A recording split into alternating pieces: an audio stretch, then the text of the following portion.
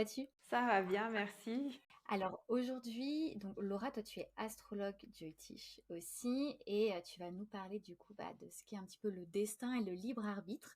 Mais avant tout ça, est-ce que tu peux te présenter pour nos auditeurs? Oui, bien sûr. Alors, je m'appelle Laura, j'ai 31 ans et j'ai découvert le JOTISH en 2018. Ça a été au travers d'un voyage en Inde. J'allais visiter ma tante à Pondichéry et, euh, et elle m'a proposé de faire une consultation avec un astrologue qu'elle connaissait bien. Donc, ça a été comme ça que je suis tombée sur le JOTISH. Et, j'ai été intéressée tout de suite parce que je m'étais jamais définie au départ avant ça. J'avais pas vraiment de connaissances sur moi-même et le fait de voir quelqu'un qui me connaissait pas me décrire, ça a vraiment révélé des choses en moi, ça a bien résonné et j'ai voulu approfondir tout de suite. Donc j'ai commencé à apprendre comme ça. Au départ, j'ai appris toute seule. Et ensuite, je me suis formée avec François Leleu. Et là, je suis encore en formation sur ma deuxième année. Je peux proposer des consultations en JOTISH. Et, euh, et voilà, ça me passionne toujours, toujours autant. Donc, ça, c'est ce que je fais par rapport à l'astrologie. Et à côté de ça, je travaille en tant que pédicure podologue. Euh, je suis réflexologue plantaire également. Et récemment, je fais un travail sur l'énergie. Donc, j'ai été formée en activation de Kundalini assez récemment. Donc, je propose aussi ça à mes patients. Donc, pour cette année, mon objectif aussi, j'aimerais bien me former en Reiki. Là, c'est ce que j'ai prévu de faire cette année. Donc, voilà, je suis toujours orientée vers le soin à la personne. Et c'est quelque chose qui me passionne. Et toujours autour aussi du corps humain, j'aime bien étudier ça et l'apprentissage de soi par le JOTISH aussi, je trouve que c'est important. Voilà, c'est l'approche que je fais en ce moment. C'est génial parce que c'est vachement complet cette approche pardon, à la fois par le corps et puis par l'esprit, en tout cas par le thème.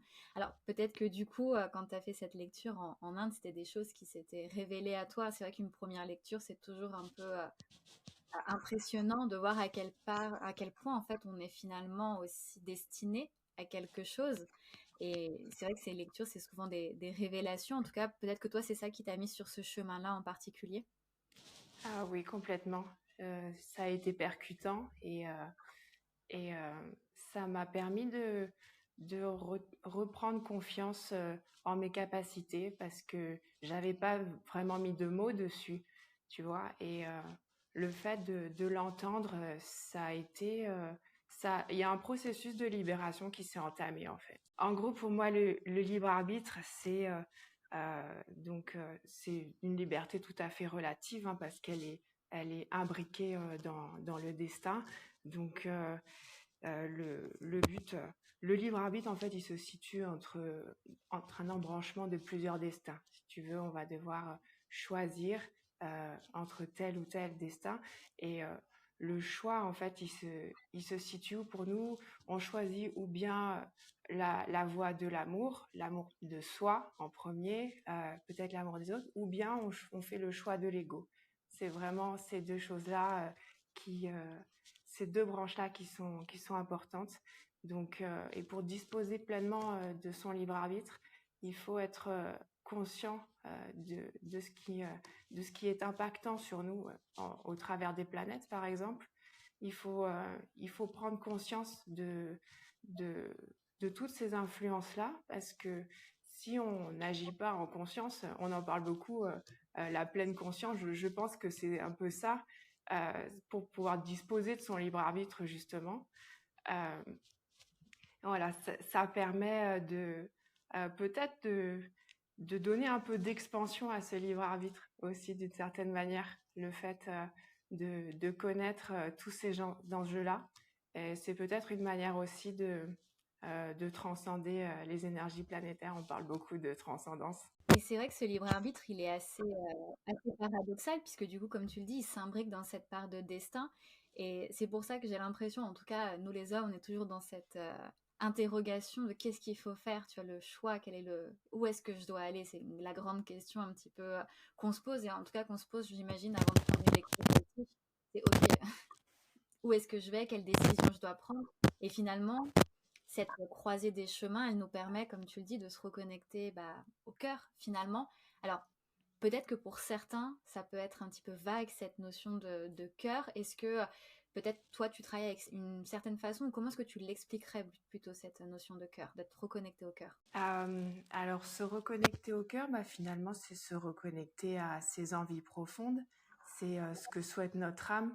Alors là, on plonge dans le dharma, en fait, hein, concrètement. Et c'est très important parce que euh, cette, euh, cette énergie-là qui nous anime, c'est ce qui va nous faire toucher le bonheur. Et d'une certaine manière, c'est important de le connaître. Et au travers du géotiche, on peut vraiment le visualiser concrètement dans la lecture d'un thème. Alors, la précision sera tout à fait relative parce que les choix restent quand même assez vastes, mais il va y avoir des énergies avec lesquelles on va devoir composer pour exprimer notre dharma.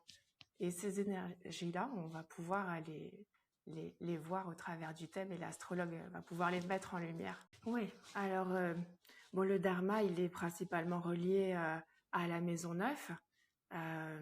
Donc, c'est vrai que tout ce qui va concerner la maison 9 va être importante. La planète qui maîtrise cette maison 9 est importante, là où elle se situe. Et voilà, si par exemple cette maison 9 est reliée, comme je travaille dans la santé, on va parler de la maison 6. Si par exemple elle est reliée à la maison 6, eh bien il va y avoir des énergies qui vont devoir être combinées entre cette énergie de la maison 6 qui peut parler de la santé, du soin à la personne ou d'être au service des autres, et le dharma. Voilà, ça peut être par exemple et c'est quelque chose dans lequel on va s'accomplir naturellement, et on va ressentir une joie, en fait, hein, qui sera tout à fait normale. Ça, c'est un premier type, je trouve, qui est quand même super, super important de pouvoir dire, ok, concrètement, dans un thème, on peut quand même voir un petit peu quel est ce chemin de vie. Alors, effectivement, la maison 6, la santé, voilà, tu vois, on peut être docteur, comme on peut être praticien en Ayurveda, comme on peut monter des cures de jeûne. Enfin, en fait, on peut faire finalement plein de choses. Donc, cette sphère de la santé, elle est assez large. Et puis, ça peut être la santé des humains comme la santé des animaux. Donc, c'est vrai que ça peut Oui, aussi voilà, toucher beaucoup de domaines, mais en tout cas, déjà, ça nous donne une grande vision, une grande piste de qu'est-ce qu'il y a à explorer finalement dans un thème. ouais, exactement. Et voilà, ce destin, en fait, c'est une sorte de trame, si tu veux. C'est vraiment le squelette un petit peu de notre existence. Et voilà, il y a plein de possibilités. Et finalement, le seul destin qui va être important, c'est celui qu'on va emprunter. Et, et aussi, voilà, il va être imbriqué dans le karma qu'on rapporte des vies passées. C'est ce que raconte le Jyotish, hein. Et c'est aussi le karma qu'on fabrique dans cette existence actuelle. Donc, c'est finalement les conséquences de nos actes présents, de nos actes passés. Et, euh, et ce karma-là, on est venu l'exprimer, on est venu le détendre dans cette existence-là, parce que pour que l'âme puisse s'exprimer pleinement, ou pour qu'on puisse exprimer l'énergie de notre âme, il faut se délester de ces tensions karmiques. C'est très important, et c'est ce qui nous permet de nous rapprocher de moksha, la libération. Donc voilà, c'est un processus de libération et de purification. Ouais, c'est vraiment ça. Et le karma, pareil, on va le voir au travers de l'ensemble du thème. En fait, il va être placé dans toutes les planètes et dans toutes les maisons, hein. C'est de plus ou moins de manière négative ou positive, mais là, tout est relatif parce qu'il n'y a pas vraiment de bien ou de mal en astrologie védique. Euh, mais voilà, ce qu'il faut savoir, c'est que ce karma-là, finalement, on le ressent à l'intérieur par des crispations, des peurs, des tensions. C'est vraiment ça qui va nous mettre sur la piste du karma. On va être, le destin va nous mettre face à des situations qu'on a vécues par le passé et qui ont la même énergie. Enfin, je parle beaucoup d'énergie en ce moment, c'est vrai que c'est un peu mon truc. Mais voilà, le fait de revivre ça et de remettre un petit peu le point sur ses peurs, c'est hyper important, ouais, euh, pour évoluer, tout simplement, pour être en paix avec soi et pour faire vibrer son cœur, en fait. Et c'est super important. Et c'est vrai que tu parles d'énergie, mais pour moi, l'astrologie, c'est une énergie, puisque chaque planète, en vérité, c'est l'énergie de la planète que l'on porte en nous. On a certes fait une photo du ciel et les planètes se placent concrètement dans le ciel, mais ce qui est réellement important, c'est pas le ciel matériel, c'est le ciel intérieur qui se reflète via l'énergie des planètes en nous, via ces archétypes, ces images. Donc finalement, c'est une empreinte énergétique, ce thème natal avec lequel on s'incarne. Alors comme tu le dis, effectivement, s'il y a une planète qui est exaltée, affaiblie, ou au contraire, voilà, si elle est rétrograde ou peu importe sa position, elle va nous ramener de ce karma auquel il va falloir qu'on fasse face dans cette vie. Euh, Moi, la question que je me pose, et je pense que c'est celle que tu dois peut-être entendre le plus souvent, c'est que quand on parle en particulier de dharma, on entend souvent ou on traduit souvent le mot dharma par le mot métier. Donc voilà, ma mission d'âme, ça doit être mon métier. Donc là, c'est vrai qu'on a abordé le fait de regarder la maison 9 en corrélation, imaginons, avec si ce seigneur de cette maison 9 était dans la maison 6, il y aurait probablement une carrière dans la santé. Mais est-ce que pour toi, le dharma, c'est que la carrière, ou au contraire, est-ce qu'on peut l'aborder aussi d'une autre façon? Et c'est bien de le rappeler, voilà, que le dharma peut être un métier, ça peut être une passion, ça peut être une façon d'être. Finalement, le fait d'avoir confiance en soi, c'est finalement être qui on est, donc dans notre expression, dans notre créativité, dans notre personnalité, et que finalement, du coup, ce stress qu'on peut se mettre aussi avec le choix d'une carrière et de se dire, ok, ben voilà, c'est ça mon dharma, il faut absolument que j'aille dans telle branche de métier.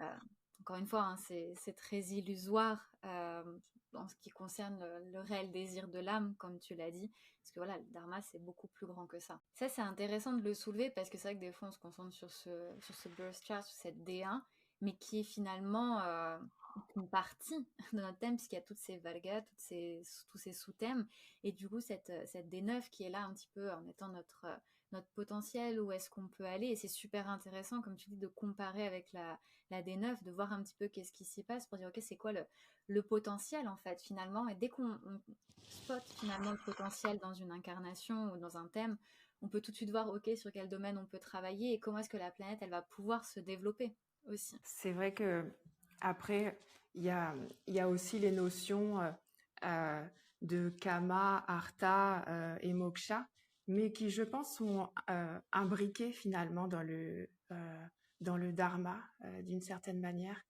Euh, Parce que kama et artha, c'est des objectifs de vie qui sont en corrélation avec la vie terrestre au final, qui sont légitimes à souhaiter et que l'âme peut-être souhaite réaliser. On peut également le voir dans un thème. Euh, Ça peut être aussi de manière subtile et spirituelle, hein. On n'est pas que dans la matérialité. Et voilà, ça peut faire partie de notre dharma et nous permettre d'atteindre le fameux moksha, en tout cas de s'en rapprocher. Et oui, c'est important aussi de penser au matériel. C'est vrai que des fois, on se dit, ouais, ok, l'incarnation, c'est soit je fais un métier très spirituel, soit je finis moine dans une grotte ou dans un temple. Mais effectivement, tu as ce kama, ce plaisir qui est important, et puis tu as artha, l'acquisition de biens matériels, la famille. Donc il y a aussi toute cette dynamique matérielle qui est super importante et que les sages du coup ont pas mis de côté. Pour eux, c'était pas seulement aller vivre dans une cave ou en tout cas devenir sage, rishi. L'âme peut parfois, voilà, comme tu le dis, désirer autre chose.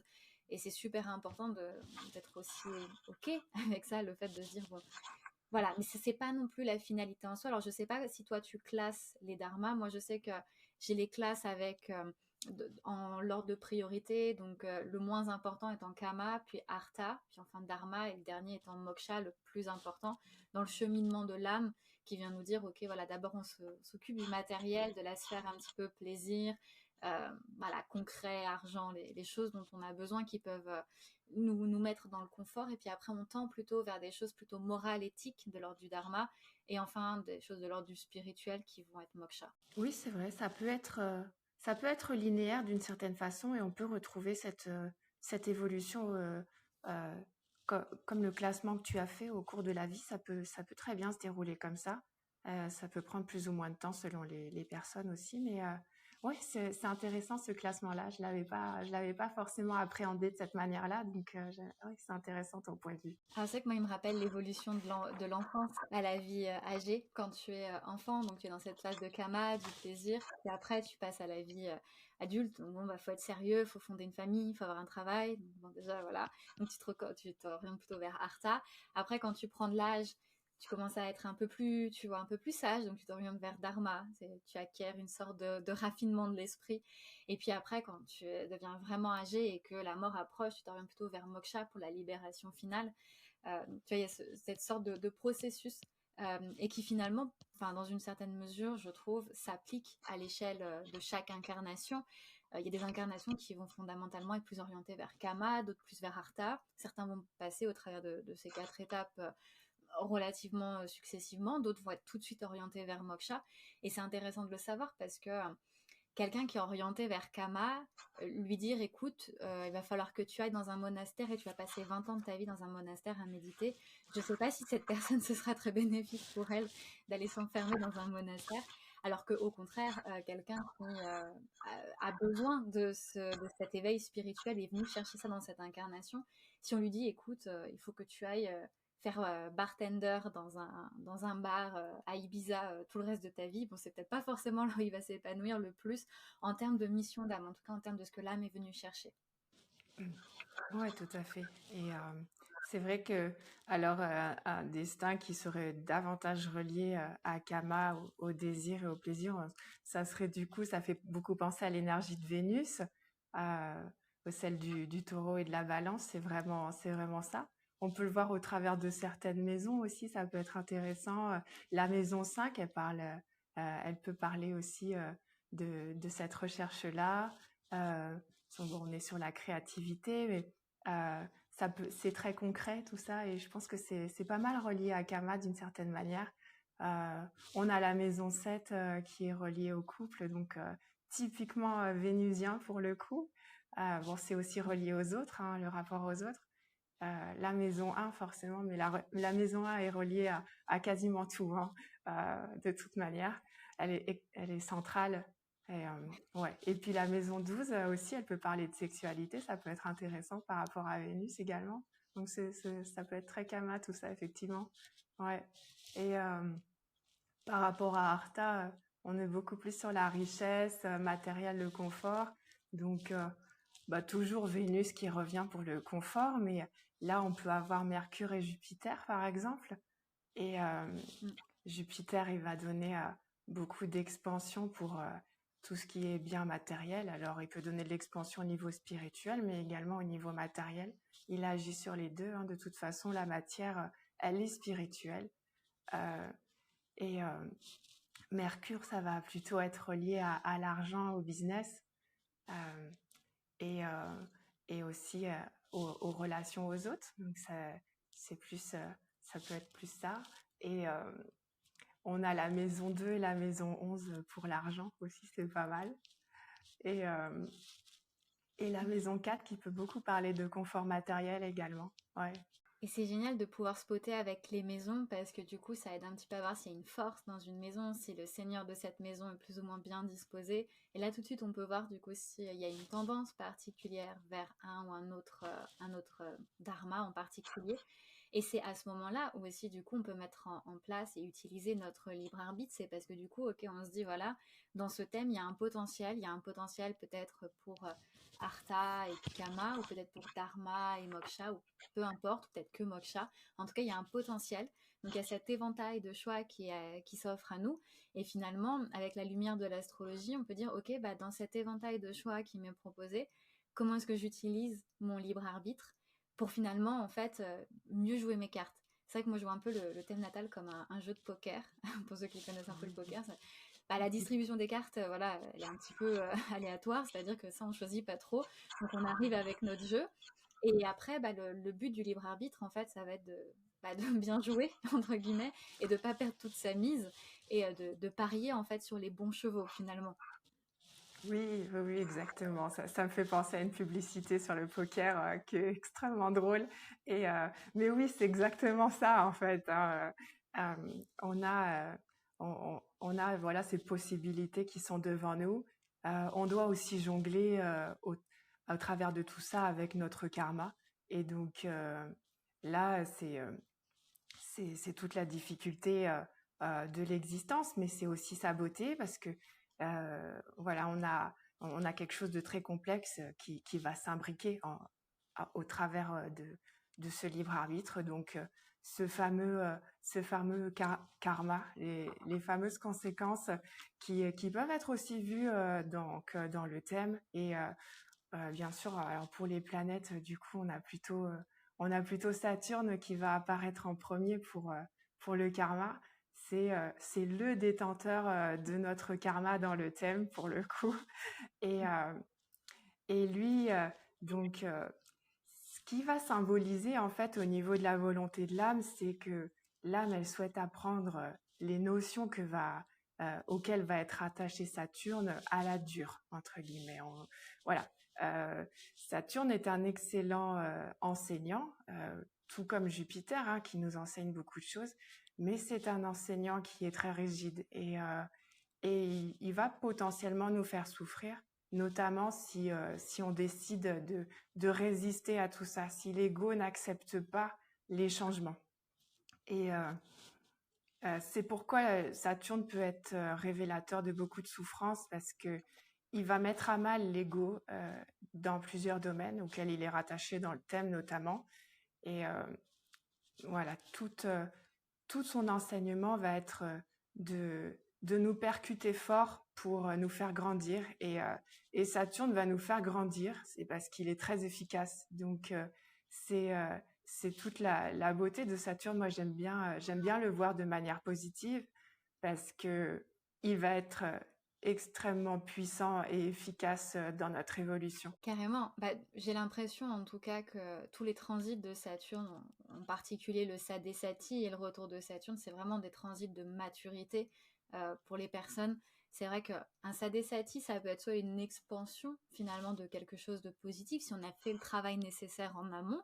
Et puis si au contraire, bah, du coup, on a mis un peu plus de temps à faire ce travail-là, bah, ça va être du coup plutôt un crash puisque Saturne va venir nous dire, bah là en fait, il va falloir désinflaster, je ne sais pas si on peut dire ça comme ça, ou en tout cas dégonfler plutôt Ouais. cet ego et Mm. revenir un petit peu les pieds sur terre, à s'ancrer et à retrouver en fait cette stabilité et cet honneur. Et finalement, bon, Saturne, voilà, on l'aime pas, on le pointe du doigt parce que c'est vrai qu'il est pas sympa. Il est pas sympa pour notre ego, bien sûr, mais pour notre âme, je pense que c'est notre meilleur ami. Et on l'oublie souvent quand même. Oui, exactement. Et ce qui est intéressant de voir aussi, c'est que par rapport aux vies passées, en fait, Saturne, il va vraiment montrer les éléments des vies passées qu'on n'a pas bien traités. Euh, Son placement dans le thème va nous expliquer ce qui s'est passé auparavant. Euh, et ça peut être intéressant d'expliquer aux consultants ce qui s'est passé dans ses vies antérieures pour comprendre son fonctionnement. Euh, non pas pour le déresponsabiliser, hein, loin de là, mais le fait de mettre en lumière euh, cet aspect-là des vies antérieures, je trouve que ça peut être assez libérateur d'avoir une explication sur ce qui s'est passé, euh, même si ça reste des hypothèses. Hein. C'est vrai qu'on n'est pas... en tout cas, moi, je ne suis pas suffisamment sensible pour... il y a des personnes qui le sont pour percevoir les vies passées, mais je pense que ça peut être une forme de libération de par ce travail de l'astrologue védique. Alors oui, comme tu dis, il y a des personnes qui sont plus sensibles pour le voir dans un thème, qu'est-ce qui s'est passé dans nos vies passées, etc. Mais comme tu le soulèves très très bien, c'est très pertinent pour certaines choses d'aller regarder un petit peu qu'est-ce qu'on a fait dans des vies passées. Je pense par exemple une union planétaire, un yoga particulier qui est le Guru Chandal Yoga, qui est cette union entre Jupiter et Rahu. Et souvent, c'est vrai qu'ici, en particulier en Inde, on estime cette union comme un peu une malédiction parce qu'on aurait un petit peu offensé un gourou dans une vie passée. Alors, pas tout le temps, mais voilà, cette union peut en tout cas amener cette dynamique-là. Et c'est intéressant de le voir parce que du coup, dans l'incarnation présente, se retrouver dans une religion, se retrouver dans une pratique spirituelle ou même trouver un maître, ça peut être compliqué. Parce que voilà, on va avoir ce côté un petit peu rebelle vis-à-vis de la religion, de la spiritualité. Et donc se dire, ok, bah voilà, dans mes vies passées, j'ai peut-être un petit peu fait des bêtises avec mes gourous et se dire, bon, bah, il y a peut-être une sorte de repentance à avoir dans cette vie, ou en tout cas, voilà, peut-être une autre approche à avoir plutôt que celle avec laquelle je pars de base. Ça nous permet de retourner à cette vie passée, de dire, bon, ok, je vais peut-être un petit peu nettoyer les bêtises que j'ai fait auparavant. Alors effectivement, pour connaître réellement la teneur de ce qui s'est passé, bon, il faut cette sensibilité, se toucher que voilà, je n'ai pas non plus. Donc voilà, on ne pourra pas vous dire vos vies passées à 100%, mais voilà, pour certaines personnes, ça peut être très intéressant pour du coup finalement changer de paradigme aussi et pas rester bloqué avec l'énergie dans laquelle on est arrivé, qui parfois du coup peut être vraiment stagnante et paralysante même pour l'individu. Oui. Ah oui, complètement. Bon, on en revient à notre conversation du début sur le libre arbitre, mais effectivement, hein, c'est cette prise de conscience qui est hyper importante. Et oui, Raoult et Ketu, bien sûr, sont chargés de karma également, hein. On a Raoult, selon son placement dans le thème, alors lui, j'ai l'impression qu'il symbolise davantage une sorte de frustration passée. C'est quelque chose euh, qu'on n'aurait pas pu accomplir dans une vie passée. Et du coup, on a cette obsession qui revient tout le temps. C'est quelque chose qu'on a du mal à lâcher. On est vraiment en train de chercher, voire à détruire presque pour obtenir ça. Donc voilà, selon son placement, s'il est en maison, je sais pas, par exemple, bah, en maison 1, par exemple, on va être très centré sur soi, avoir un caractère très fort et très égocentrique, hein, en fait, hein, ça va être assez puissant. Euh, alors que Ketu, au contraire, Mm. euh, c'est des choses, c'est des choses qu'on a maîtrisées. Et finalement, quand on retouche Ketu dans cette vie actuelle, on est un peu comme dans notre bulle, on est à l'aise, on est à l'aise dans ces domaines-là. Mais on est un petit peu trop à l'aise, du coup, on peut s'isoler davantage par rapport à l'extérieur. Et c'est toute la difficulté de Ketu. Euh, ouais, on peut se retrouver détaché de l'extérieur à cause de ça. Donc c'est marrant de voir un peu ce qui s'est passé auparavant pour comprendre le fonctionnement de Raoult et Ketu aussi. Ouais, parce que c'est vrai que c'est un point, enfin pour moi cet axe karmique c'est vraiment un point clé de l'incarnation, c'est ce qu'on rejette qui est tout et c'est ce qu'on désire Raoult et finalement c'est toute la polarité de l'incarnation, on est constamment tiraillé entre ce qu'on rejette et ce qu'on désire et nous notre objectif ça va être de trouver un petit peu cet équilibre et en comprenant nos vies passées, en comprenant le karma avec lequel on s'incarne, on se dit bah ok d'accord, je vais faire le choix avec mon libre arbitre de me dire ok on va essayer de trouver un équilibre dans tout ça pour pas être mangé par la tête ni complètement dissolu ou oublié dans le corps, puisque Raoult est dans la tête et qui est tout le corps. Je trouve que ça a une symbolique qui est assez forte parce que ça nous ramène vraiment à, voilà, ok, il y a ce que le démon a envie de manger mais ne peut pas digérer parce qu'il l'a pas fait, et puis du coup ce corps, cette zone de confort, cet ancrage, et en même temps cette incapacité à la réflexion, à avancer, puisque Ketu a pas de tête. Donc il y a vraiment pour moi une dynamique qui est super intéressante aussi à explorer. Oui, on est dans les extrêmes et dès qu'il y a une planète qui tombe dans un extrême ou un nœud lunaire comme Raoult et Ketu ou le satellite aussi, la Lune, voilà, on a des révélateurs de karma qui sont très forts. Voilà, quand on est face à des dignités faibles ou exaltées, dès qu'on tombe dans ce genre d'extrême, on a vraiment les significateurs de ce qui s'est passé et vraiment des points cruciaux sur lesquels on doit travailler. Et c'est toute la beauté de l'astrologue, enfin, de l'astrologue védique, c'est aussi euh, de voir cette synergie entre ces différentes énergies et comment elles peuvent se mélanger de la meilleure façon possible pour que la personne puisse avoir une existence avec le moins de souffrance possible. C'est vraiment ça, parce que ces énergies peuvent vivre entre elles, même si c'est difficile euh, pour une planète débile. Par exemple, si on a la Lune en Scorpion, euh, ça va être très difficile d'avoir une stabilité émotionnelle. Mais néanmoins, c'est des énergies qui coexistent puisqu'elles coexistent en soi. Donc, c'est que d'une certaine manière, elles doivent s'exprimer et si elles peuvent s'exprimer de manière harmonieuse, c'est c'est beaucoup mieux pour la personne et c'est ce qu'on essaye de faire quand on fait une lecture de thème astral en fait, hein. Mais c'est ça, on essaye de trouver cet équilibre. Et alors moi, c'est vrai que j'apprécie particulièrement les planètes affaiblies parce qu'il y a vraiment ce potentiel, je trouve, de pouvoir reconstruire de l'ego finalement. Et il y a toujours en fait une sorte de... Pour moi, les planètes, c'est des pièces. Donc on peut, tu vois, si elle est affaiblie, retourner la pièce et dire il y a quand même toujours quelque chose de positif. Alors oui, la Lune, tu vois, qui affaiblit forcément la sphère émotionnelle et challengée.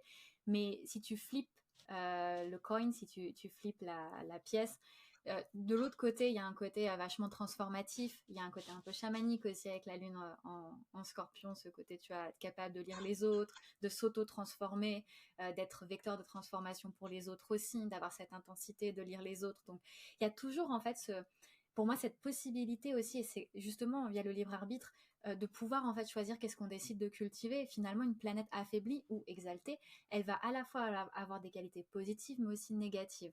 Donc bien sûr, ça va se définir en fonction de s'il y a des aspects, du placement de la maison, etc. Mais de façon générale, il y a toujours quand même quelque chose qui est possible de faire avec son libre arbitre pour améliorer la situation ou en tout cas l'accepter, si ce n'est pouvoir la changer. Et c'est justement via les upayas aussi, les remèdes, les mantras, les yagnas, qu'on peut aussi utiliser cette énergie pour la transformer. Mais c'est ça qui est beau du coup avec ce libre arbitre, c'est que on peut retourner finalement la situation en notre faveur.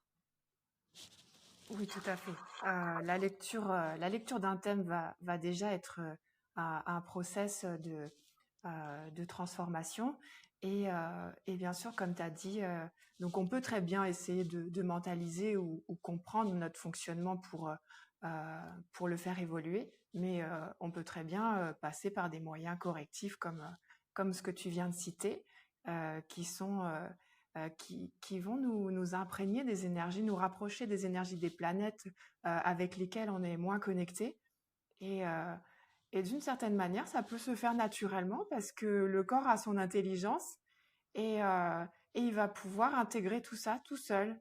Et ça peut changer notre fonctionnement sans pour autant essayer de réfléchir à la question. Exactement. Ouais, ouais. Et, ouais, et tout à l'heure, on parlait de cette fameuse lune débile. Effectivement, c'est le revers de la pièce.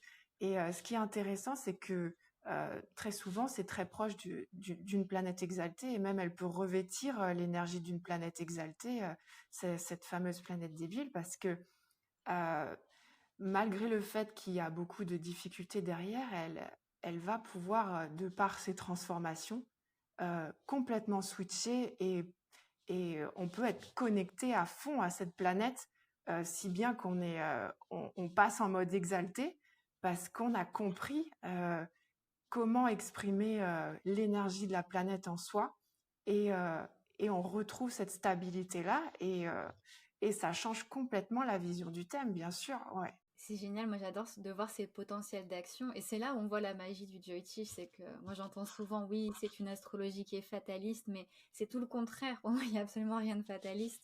Il y a ce côté destiné, ce jeu de cartes bien sûr avec lequel on vient, mais il y a aussi toutes ces combinaisons de jeux et il faut savoir lire le livre en fait, c'est ça, c'est qu'avant de vouloir jouer au poker, c'est bien de pouvoir en fait lire les règles du jeu entre guillemets. Et je trouve que l'astrologie, le Jyotish, et aller voir un astrologue, un consultant en astrologie Jyotish, c'est un petit peu comme aller lire les règles du jeu et se dire, ok, bon bah là, j'ai ces cartes-là pour cette vie-là. Bon bah comment est-ce que je vais jouer la meilleure main finalement pour pouvoir y arriver. Et c'est à ça que sert l'astrologue, c'est dire bah ok voilà, t'as telle et telle carte, si tu fais tel et tel mouvement, tu vas mieux t'en sortir que ce que prévu. Ouais, ouais, ouais, effectivement, c'est exactement ça. Et si on considère que c'est un arbre, ouais. Mm. C'est vrai, c'est exactement ça. C'est vraiment cet axe de notre destinée, de un peu la ligne conductrice de OK, on va là. Et puis après, bah, avec tous les chemins et les options possibles. Bon, c'est vrai qu'il y a beaucoup de choses à dire sur le karma, hein. On a aussi les maisons de Jtana qui sont extrêmement karmiques. Donc, toute planète dedans va être chargée d'un karma fort aussi. Ce sont les maisons 6, 8, 12. Euh, et voilà, c'est vrai que ça peut être un peu brutal hein, dans l'existence d'avoir des placements comme ça. Ça peut révéler des événements difficiles à traverser. Euh, donc, aussi difficile pour l'ego, mais voilà, au niveau de la vie terrestre, ça peut être assez compliqué. On peut voir un peu les énergies qui vont se dérouler comme ça au travers aussi du Vimshotari. On va voir à quel moment ça peut se produire.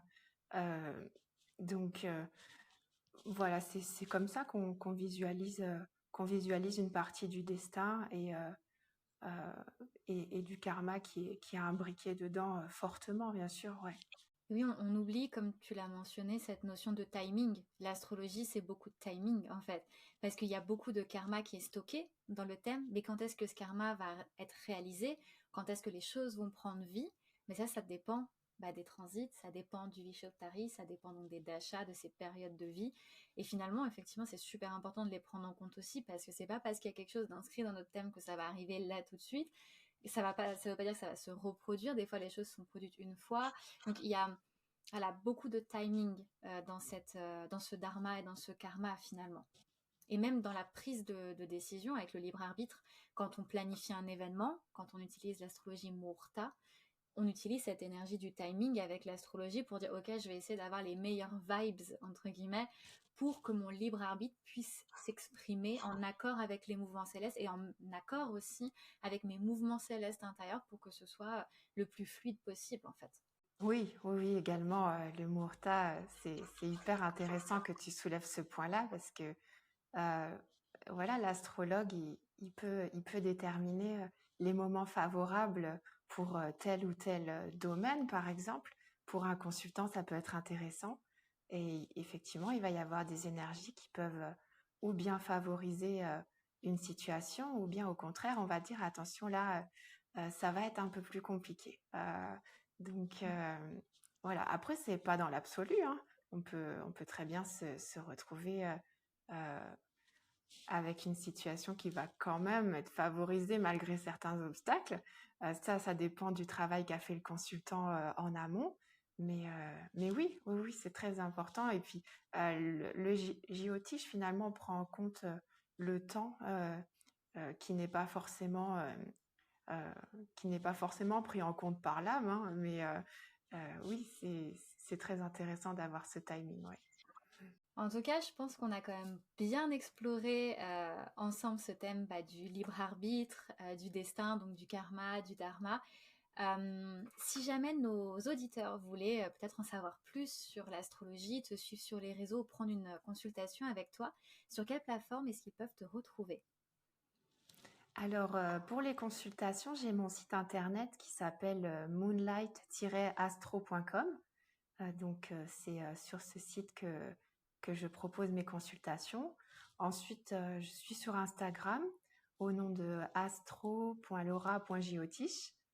Et, et voilà, c'est là principalement que, que je propose des informations sur l'astrologie védique et les consultations. C'est génial. Dans tous les cas, je mettrai toutes ces informations dans la barre d'infos pour les auditeurs qui voudraient réserver avec toi. Et en tout cas, moi, j'ai adoré parler karma, dharma, libre arbitre et destin avec toi. C'était super passionnant et je suis sûre que nos auditeurs ont appris plein de choses. Donc, du coup, je suis sûre qu'ils vont avoir envie d'aller explorer leur thème avec toi. Merci beaucoup d'être venue, d'avoir partagé ton savoir avec nous, Laura. Merci. Merci à toi. Et j'aimerais terminer en fait sur une petite conclusion. En fait, récemment, avec mon travail énergétique sur la Kundalini, j'ai découvert que finalement l'énergie du cœur, génère un champ magnétique particulier qui interagit avec l'énergie Kundalini, qui est en fait notre énergie vitale. Et donc, finalement, quand on exprime ce qu'on aime au travers du dharma, on stimule cette énergie vitale, cette énergie qui nous fait vivre en fait, qui fait vibrer toutes nos cellules. Donc finalement, quand on est dans notre dharma, on se sent vivant. Et c'est ça en fait le dharma. Trop beau, c'est magnifique et enfin, moi j'adore ce parallèle que tu fais avec cette énergie du cœur et cet éveil de la Kundalini aussi.